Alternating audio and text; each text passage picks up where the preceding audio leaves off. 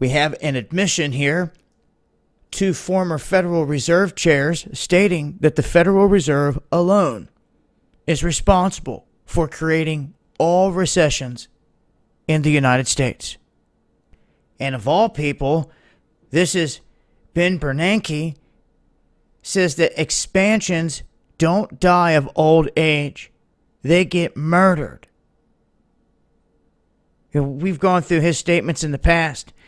But then, behind this, to clarify the statement, former Chair Janet Yellen placed the weapon in the Fed's hands, saying that two things usually end them. One is financial imbalances, and the other is the Fed.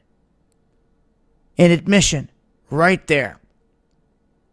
They go on to illustrate this here by saying, first, you have to create an imbalance, which causes the economy and stocks to inflate.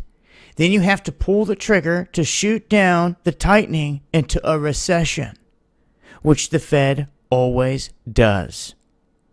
This is out of their own mouths.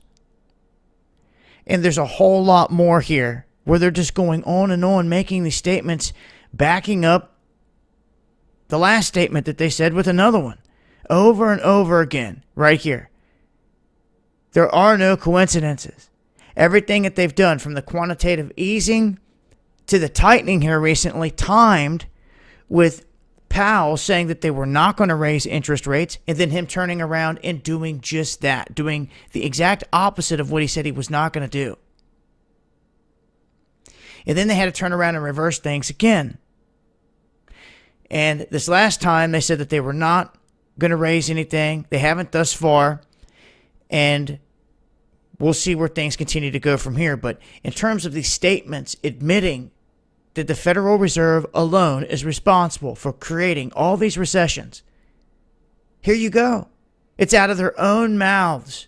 They admit this. So don't look any further. Don't wonder how we got here. Don't wonder how all recessions and depressions get swung into motion.